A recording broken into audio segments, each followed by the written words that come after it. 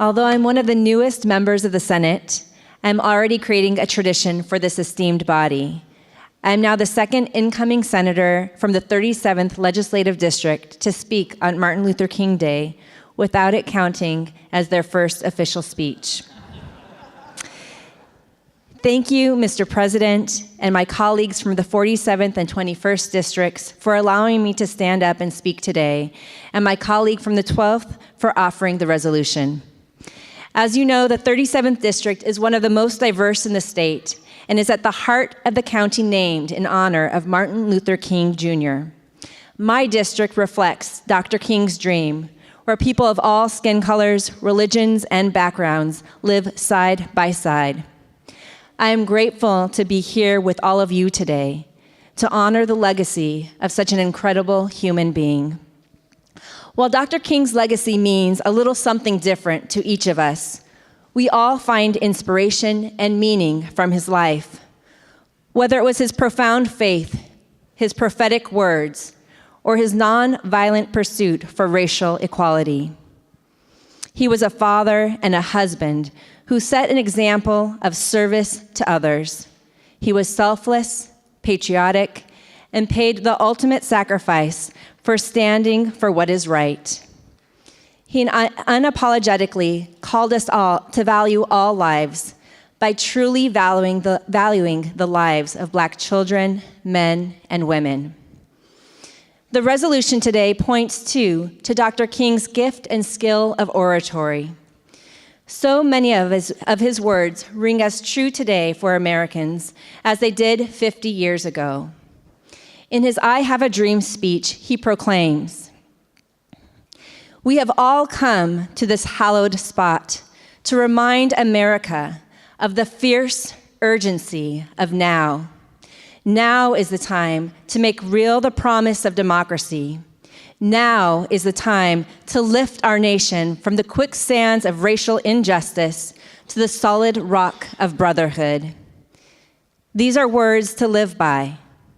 There is an urgent need in this nation for more understanding, more equity, and more unity. And in this body, there's a fierce urgency to finally fund education fairly and fully this session. Now is the time to make real the promise we have made to our students. Now is the time to make real the promise to uphold our paramount duty.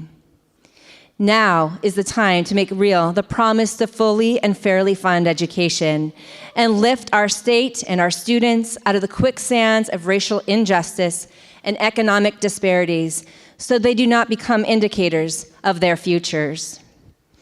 Currently, only some of our children in our school system leave high school ready for career and college. Only some believe that they can do anything they can put their minds to. Many struggle just to make it through the day. And the kids who are more likely to drop out, to not to go to college, or to arrive at school hungry are children of color. This is unacceptable, and I know we can do better. Because there are so many bright spots in our current state-funded schools, including Rainier Beach High School and the Freedom School that's held there each summer. This is a school in my district. It is a living example of what students can do when they are given chances, resources, and a dream to believe in. Rainier Beach went from the school many tried to avoid to a school that offered all students the chance to take international baccalaureate classes, some of the most rigorous academic classes in the country. Their enrollment doubled, their attendance increased, their dropout rates plummeted. And they came to my district office today and invited myself and all of you to come and visit them. Because the parents, teachers, and principals, they put faith in those students. They saw them as individuals with dreams and knowledge and drive, not as a statistic. The adults in those kids' lives lead with love. And whenever we lead with love, whenever we legislate with love, the outcome is going to be different. It is going to bring us all closer to our American dream. Martin Luther King Jr. taught us that Our Washington families, teachers, and students visiting us today in our state capitol embody his teachings. And now we are here in this chamber. We have the opportunity to fulfill the promise by legislating with love. Thank you, Mr. President.